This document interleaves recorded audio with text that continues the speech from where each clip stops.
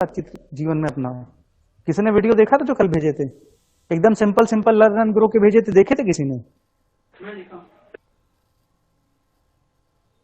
Simple simple videos भेजे, हिंदी में videos भेजे जानबूझ करके कि हिंदी वाले भी देखो। एक में जो मैं तुम्हें नेकिंग दिखाई थी पूरी स्ट्रेस स्ट्रेन डायग्राम में, वो नेकिंग बनाते जो सबसे पहला वीडियो था, तो उसमें साफ साफ नेकिंग होते हुए टूटा था वो।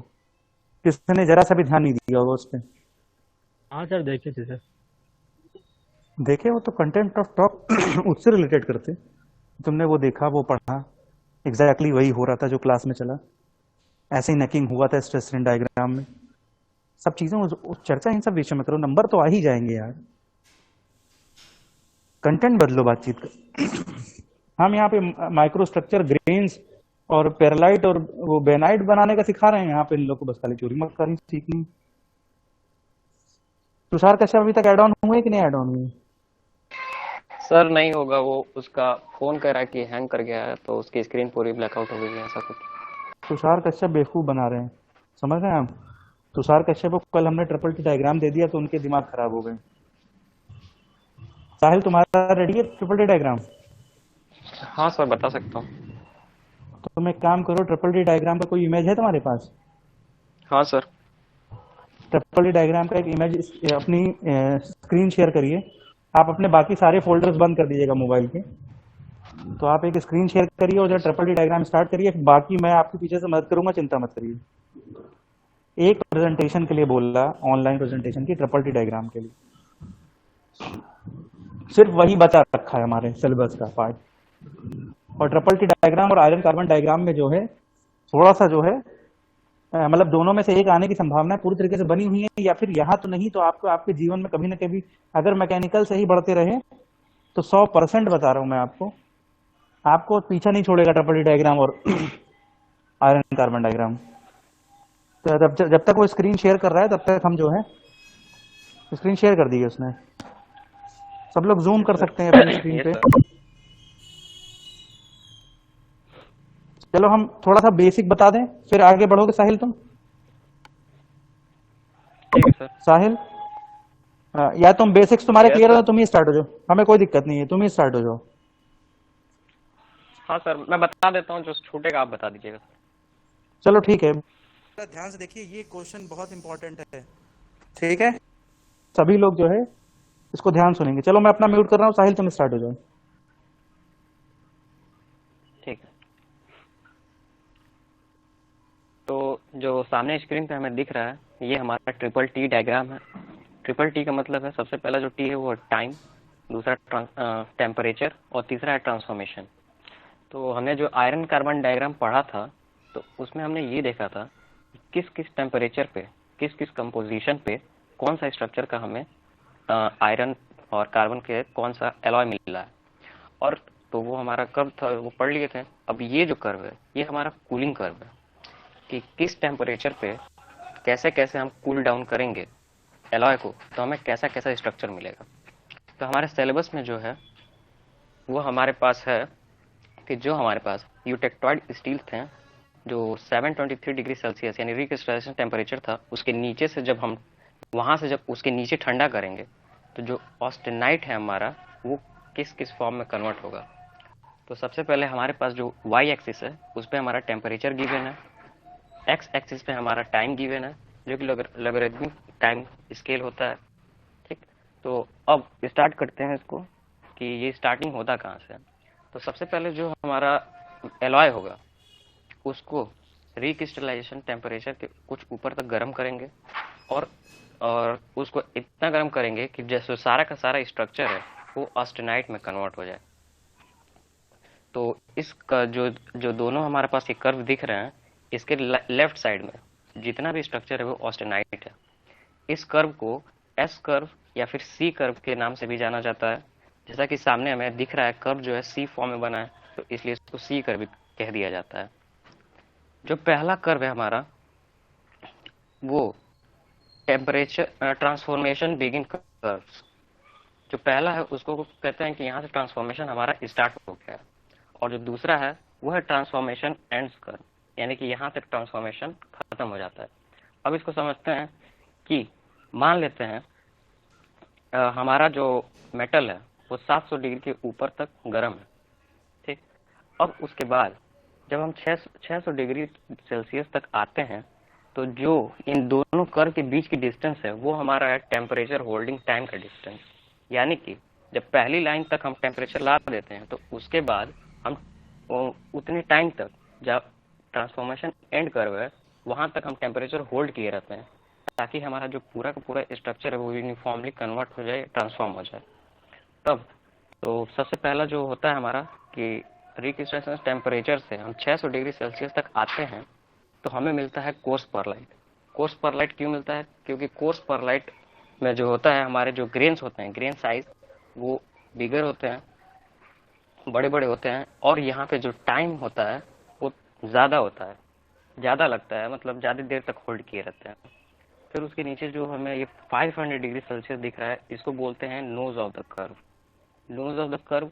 अब नोज ऑफ द कर्व की स्पेशलिटी ये है कि यहाँ पे अगर टेम्परेचर आता है कम करते करते तो यहाँ पे ट्रांसफॉर्मेशन सबसे पहले स्टार्ट होता है, और यहाँ पे हमें फाइन परलाइट इस रेंज में मिलता है। जो दो एरो या डॉटेड लाइन के साथ जो एरो वाली लाइन दिख रही है यहाँ पे फाइन परलाइट, यानी कि जो इससे परलाइट का स्ट्रक्चर मिलेगा उसके ग्रेन्स जो होंगे छोटे छोटे होंगे ऊपर वाले के मुकाबले। और इसके नीचे जब हम ठंडा करते हैं तो हमें बेनाइट स्ट्रक्चर मिलता है, और वहाँ पे टाइम जो होता है वो ज़्यादा लगता है, कम लगता है। जिसके और फिर अब उसके नीचे अगर अचानक से ठंडा कर देते हैं तो यहाँ पे जो स्फेरॉइडल स्ट्रक्चर हमें मिल रहा था वहाँ से हमें नीडल स्ट्रक्चर मिलने लगता है, और मार्टेनसाइट स्ट्रक्चर भी मिलता है जो कि बहुत हार्ड और ब्रिटल होता है। तो ये था हमारा ट्रिपल टी डायग्राम।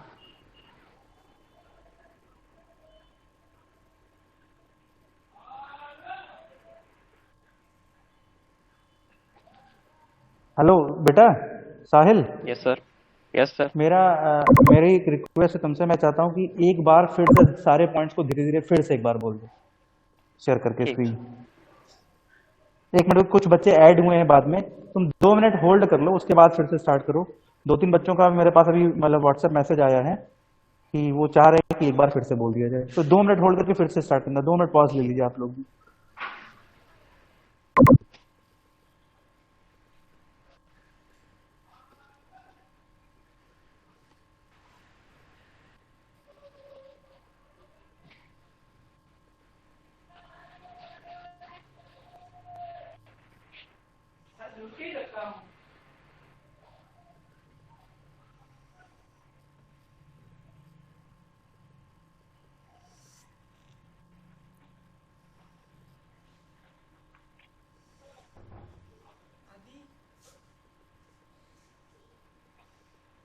चलो बेटा स्टार्ट करो। ठीक है सर। तो जो सामने स्क्रीन पे आपको कर्व दिख रहा है ये है triple T diagram for carbon steel. अब ट्रिपल टी में जो तीनों टी हैं उनका मतलब है, पहले टी है जो वो टाइम बताता है, दूसरा है टेम्परेचर, और तीसरा है ट्रांसफॉर्मेशन के लिए। तो हमने जो आयरन कार्बन डायग्राम पढ़ा था क्लास में, तो उसमें हमने ये पढ़ा था कि किस किस टेम्परेचर पे कितने कितने परसेंटेज कार्बन के जब मिलाते हैं आयरन में तो कैसा कैसा हमें फॉर्म मिलता है। और इसमें अब हमें ये पढ़ना है कि किस टाइम पे कितना टेम्परेचर तक अगर होल्ड करके रखते हैं तो हमें कैसा स्ट्रक्चर मिलता है। यहाँ वहाँ पे हम समझे थे क्या क्या मिलता है, और इसमें हम जानेंगे कि कैसे वो मिलता है। तो सबसे पहले वाई एक्सिस पे हमारे पास टेम्परेचर है, और एक्स एक्सिस पे हमारा टाइम गिवन है जो कि लॉगरिथमिक स्केल पे होता है। और हमारे सिलेबस में जो है वो यूटेक्टॉइड स्टील वाला रीजन है जो कि ऑस्टेनाइट से कन्वर्ट होगा पर्लाइट में। इस कर्व को एस कर्व या फिर सी कर्व के भी सेम नाम से भी जाना जाता है।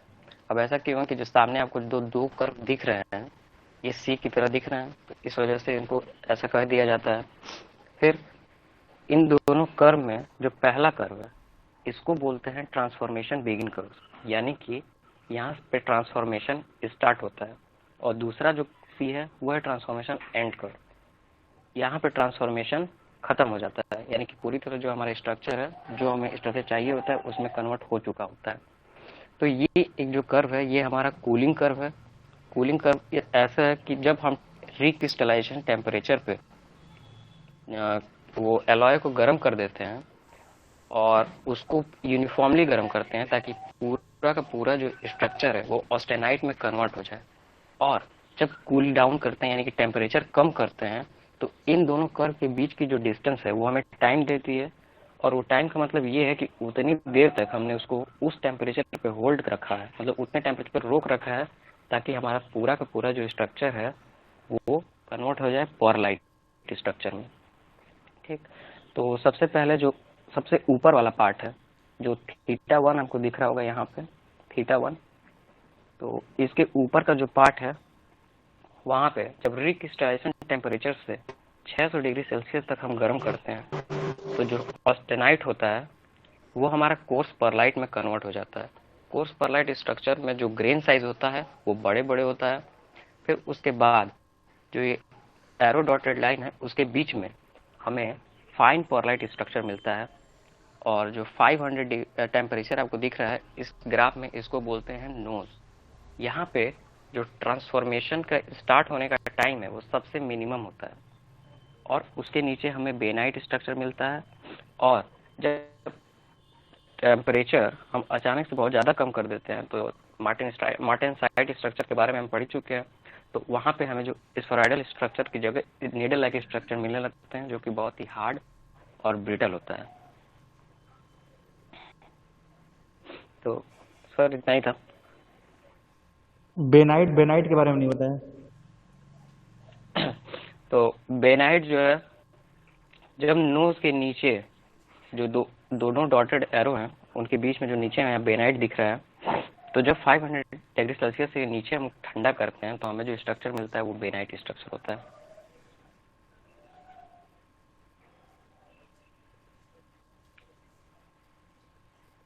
चलिए, बहुत अच्छा प्रयास किया साहिल। साहिल इसको स्क्रीन पे रहने दीजिए, अभी हटाइएगा नहीं, स्क्रीन पे रहने दीजिए, रहने दीजिए। ठीक है सर। हाँ, प्रेजेंट प्रेजेंट रहने दीजिए, मैं कुछ चीज़ें और बता दूं। बेटा सुन लीजिए आप लोग, ये जो है ट्रिपल डी का फुल फॉर्म पूरा बता दिया, टाइम टेम्परेचर ट्रांसफॉर्मेशन का। इसमें क्या है कि अभी हमने आयरन कार्बन डायग्राम में ये सीखा था कि हम कैसे कैसे कार्बन में बदलाव कर रहे हैं। स्टील मतलब आयरन में अगर हम कार्बन मिलाते हैं स्टील बनता चला जाता है, तो हम जैसे जैसे स्टील में कार्बन की मात्रा कम या ज्यादा कर रहे हैं तो उस आधार पे हमको अलग अलग स्ट्रक्चर मिल रहे हैं अलग अलग टेम्परेचर पे। लेकिन हमने वहां पर टाइम की कोई बात नहीं करी, वहां पर सिर्फ हमारे पास क्या था, आयरन था और कार्बन था। इसके अलावा और कोई थर्ड पैरामीटर हमारे पास नहीं था। आयरन कार्बन डायग्राम में केवल हम टेम्परेचर की मदद से और कार्बन की मदद से डिफरेंट डिफरेंट स्ट्रक्चर्स को बनते हुए देख रहे थे। अलग अलग तापमान पर, अलग अलग कार्बन परसेंटेज पर अलग अलग हमें स्ट्रक्चर्स मिल रहे थे। अब इसमें क्या है कि इन्होंने कहा हम लोग के जो सिलेबस का पार्ट है वो ये हम लोग का यूटेक्टोइड स्टील का पार्ट है, ये जो आपके सामने बना हुआ यूटेक्टोइड स्टील का। यूटेक्टोइड स्टील के बारे में अगर आप देखेंगे तो आयरन कार्बन डायग्राम में लेफ्ट हैंड साइड पे यानी स्टार्टिंग में ही हमने हाइपो और हाइपर बताया था आपको, ठीक है। 2% के अंदर अंदर तक वाले ये स्टील्स है। और इसमें भी हम लोग स्पेसिफिकली बात कर रहे हैं क्या, अगर मान लो हम 723 डिग्री सेंटीग्रेड के ऊपर हम जाते हैं तो हमें क्या मिलता है, 723 के ऊपर हमको मिलता है ऑस्टेनाइट। अगर आपको ढंग से याद हो यूटेक्टोइड रिएक्शन, एक सॉलिड हमारा 2 सॉलिड में कन्वर्ट हो जाता है। यूटेक्टोइड रिएक्शन हमने आपको अच्छे से बताई थी, एक सॉलिड हमारे 2 सॉलिड्स में टूट जाते हैं, ठीक है। तो 2 सॉलिड्स कौन से थे, फेराइट एंड कोई बताएगा, सीमेंटाइट। सीमेंटाइट नहीं बेटा, पेयरलाइट। पैरालाइट, फेराइट एंड पैरालाइट। चलिए, तो इसमें क्या है कि अब हम कहते हैं कि हमने गर्म तो कर लिया सर, ठीक है, लेकिन अगर हम ठंडा करते समय जब ठंडा कर रहे हो और टाइम में चेंजेस कर दें, मतलब उसको किसी पर्टिकुलर टाइम पर लाकर होल्ड कर लें कुछ समय के लिए, यानी हम क्या कर रहे हैं, टाइम में अंतर ला रहे हैं। अच्छा, टाइम जो है नीचे वो लॉगरिथमिक टाइम स्केल पे चल रहा है, टाइम बहुत ज्यादा नहीं है, सेकंड्स में ही आएगा ये, ठीक है। तो टाइम की यूनिट यहाँ सेकंड्स में ही है। तो है क्या कि सेकंड्स का जो टाइम पीरियड है सेकंड्स में चलेगा, लेकिन इसमें क्या है कि अगर हम इसको इस टेम्परेचर पे लाकर होल्ड कर लेंगे तो देखिए जो पहला जो कर्व दिखाई पड़ रहा है इसमें ट्रांसफॉर्मेशन बिगिंस कर्व है, इस वाले कर्व को अगर पूरा देखेंगे तो ये एस शेप बना रहा है। नीचे तक देखिए जो मार्टेनसाइटिक स्ट्रक्चर तक जा रहा है, आप पूरे कर्व को देखिए तो ये पहला वाला जो कर्व है वो एस शेप बना रहा है, इसलिए इसको एस कर्व भी बोलते हैं। और जो आगे वाला है जहां पर हमारा ट्रांसफॉर्मेशन कंप्लीट हो जाता है, ट्रांसफॉर्मेशन एंड कर्व, वो सी शेप का है। तो ये हमारे 3 नाम से आता है, एस कर्व, सी कर्व, बेन्स कर्व और या फिर टाइम टेम्परेचर ट्रांसफॉर्मेशन कर्व। बात समझ में आ रही है कि नहीं आ रही है? Yes sir. इतनी इतनी बात समझ में आई। अब क्या है, कुछ नहीं, बस आपको करना क्या है, गर्म करने के बाद ठंडा करना है। ठंडा करते समय चीजों को होल्ड करना है कुछ टाइम पीरियड के लिए। जैसे मान लीजिए आप 700 से आ गए 600 पर, और 600 पर आप जब आकर होल्ड करोगे और वो समय थोड़ा बढ़ाओगे, मतलब T1 से कहां पहुंच जाओगे, T2 पर। जरा देखिए, जब पहले कर्व पे देखिए, θ1 पे आपको A पॉइंट और B पॉइंट दिए हैं, और A पॉइंट और B पॉइंट के जस्ट नीचे टेम्परेचर दे रखा है T1 और T2। देखिए, A के नीचे T1 और B के नीचे क्या दे रखा है, T2। क्या सबको दिखाई पड़ रहा है? यस और नो बताइए। Yes sir. Yes sir. अगर आप इसको 600 पे ला करके, समझ रहे हैं मेरी बात को? अभी हम θ1 की बात नहीं कर रहे हैं, अभी हम क्या बात कर रहे हैं, 600 पे लाकर किसी अन्य पॉइंट 600 के मतलब ऊपर ही है, अभी आप θ1 पे नहीं आए। अगर आप इसको थोड़ा ऊपर ही रखते हो और थोड़े टाइम के लिए होल्ड करते हो, इस पॉइंट पे लाकर इसको करते हो, होल्ड रखोगे, तो ये क्या टाइम क्या रहेगा, टेम्परेचर पे होल्ड करने वाला टेम्परेचर क्या रखा है, कांस्टेंट रखा है कि नहीं रखा गया? और बोलो हाथ क्यों ना यार। अगर होल्ड करोगे टाइम पीरियड के लिए, तो वहां पे तापमान क्या रहेगा, कांस्टेंट। होल्ड किया गया उस टेम्परेचर पे, तो वो लाइन, हाँ, स्थिर हो जाएगा, तो वो लाइन स्ट्रेट बन जाएगी। स्ट्रेट बनेगी तो वो दूसरे कर्व सी को आकर छुएगी।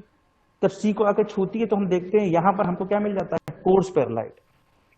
यानी हमारा ऑस्टेनाइट जो कन्वर्ट होता है, किसमें कन्वर्ट होता है, कोर्स पेरलाइट। कोर्स पेरलाइट क्या है बेटा, हमने आपको बताया था कि हम अलग अलग तापमान पर अलग अलग तरीके की क्या चीजें मिलती हैं हमको। जब अलग अलग तापमान पे अलग अलग स्ट्रक्चर मिलते हैं, जब हम माइक्रोस्कोप से चेक करते हैं तो हम देखते हैं कि कोर्स पेरलाइट कैसा है, हल्का बड़ा बड़ा ग्रेन्स है, हल्का खुरदुरा सा रफ और बड़े बड़े ग्रेन्स होते हैं। ठीक है, जो कोर्स पेरलाइट होती है, इसकी डक्टिलिटी क्या रहती है, ज्यादा रहती है। हार्डनेस क्या रहती है इसकी, कम रहती है। ये सब पॉइंट्स भी हमने पहले बताए, बीसीसी एफसीसी जब पढ़ा रहा था तो मैंने बहुत अच्छे से बताया हार्डनेस वगैरह, तो अपने दिमाग में ही रखनी। लेकिन अगर आप θ1 के नीचे आ जाते हो तो लगभग लगभग आपको क्या मिलता है, फाइन पेरलाइट मिलने लगता है। यानी नोज के पास जो है आपका जितना भी कंप्लीट ट्रांसफॉर्मेशन होगा, किसमें होगा, नोज आपका 500 के आसपास, हाँ, फाइन पेरलाइट मिलेगा। और θ2 जो स्पेशली एक टेम्परेचर दे रखा है, ये लगभग 350 375 के आसपास रहता है। म्यूट करो बेटा, किसी का ऑन हो गया, किसी ने बेटा ऑन कर लिया है, हाँ। तो इस समय अगर आप आकर के उसको क्या करते हो, होल्ड करोगे, तो ये जो डॉटेड लाइन दिखाई जा रही है, ये होल्डिंग है। ये जो डॉटेड लाइन दिखाई जा रही है स्ट्रेट, वो समय में उस तापमान पे आकर चीजों क्या कर रहे हैं, हम होल्ड कर रहे हैं। होल्ड करोगे तो अगले कर्व कुछ होंगे तो हमको बेनाइट मिल जाएगा। तो इस तरह से अगर आप नीचे और ज्यादा एकदम सडन कूलिंग वगैरह कर दोगे तो ऑस्टेनाइट हमारा सीधे किस में कन्वर्ट हो जाएगा, क्वेंचिंग अगर कर दोगे तो मार्टनसाइट में कन्वर्ट हो जाएगा। बीच में हमें कोर्स पेरलाइट, फाइन पेरलाइट और ये बेनाइट वगैरह नहीं मिलेगी। समझ रहे हो? बोलो हाँ कि ना यार। यस। बाकी ये कुछ नहीं है, सिर्फ और सिर्फ इसको क्या बोलते हैं, कूलिंग कर्व। ये आसान था इसलिए मैंने दे दिया था तुषार कश्यप और साहिल को, हालांकि बहुत ही अच्छा बताया, इन्होंने कोई चीज छोड़ी नहीं है। साहिल भारद्वाज ने बहुत बेहतर तरीके से पूरा जो है टाइम टेम्परेचर ट्रांसफॉर्मेशन कर बताया है।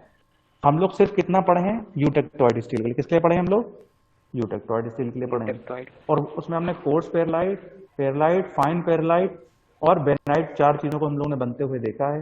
इसके जो इंपॉर्टेंट पॉइंट्स हैं, की पॉइंट्स हैं, वो तुम्हारा लोअर क्रिटिकल टेम्परेचर जहां से शुरुआत हो रहा है, दूसरा नोज पॉइंट, तीसरा जहां से मार्टनसाइट ट्रांसफॉर्मेशन स्टार्ट होगा वो पॉइंट।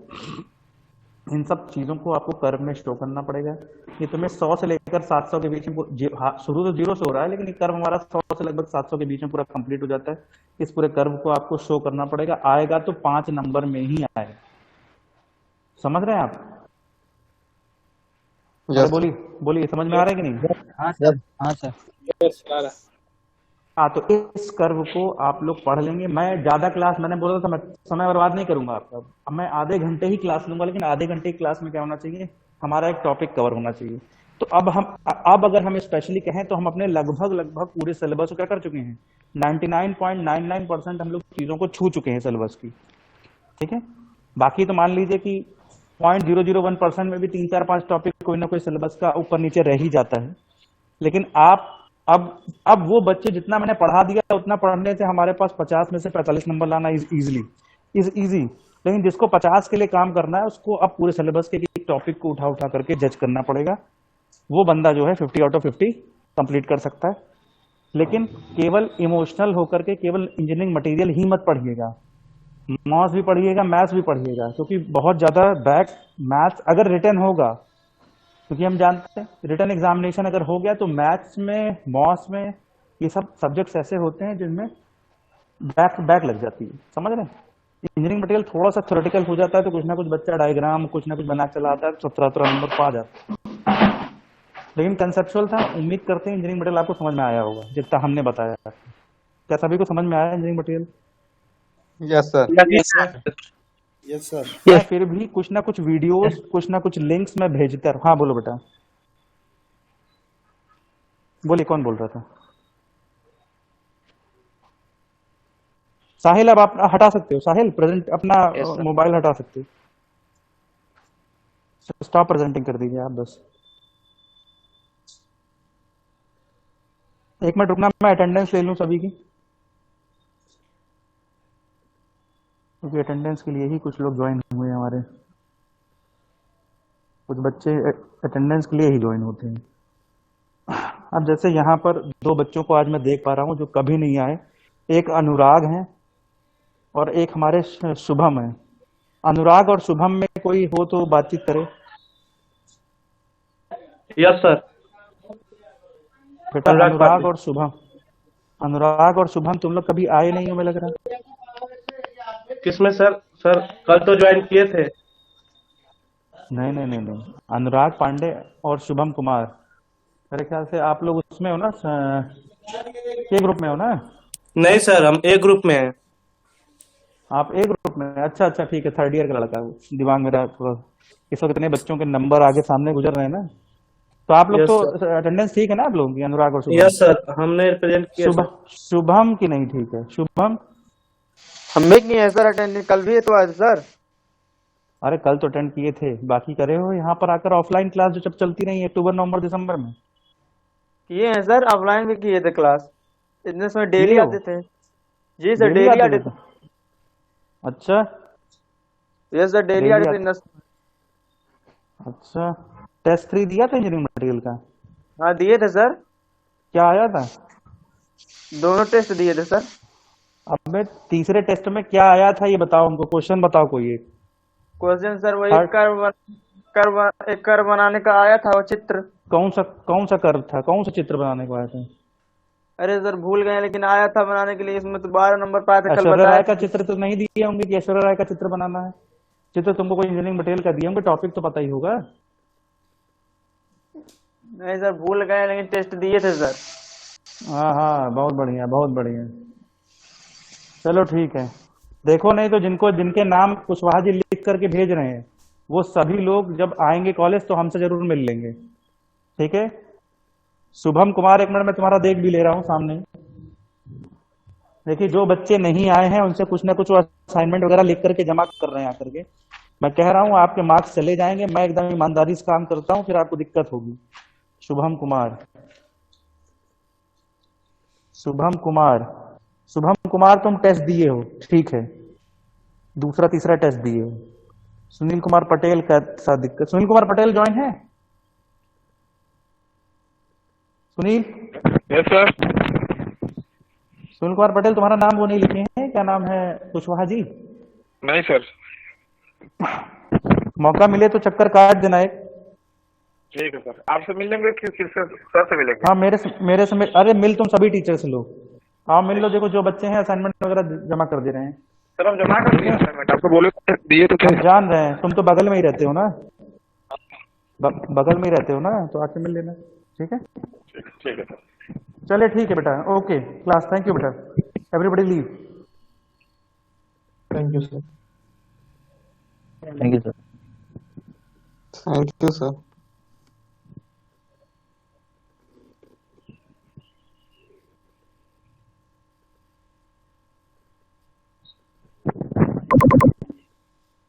सूरज पाल धांगर भी नहीं आ रहा है।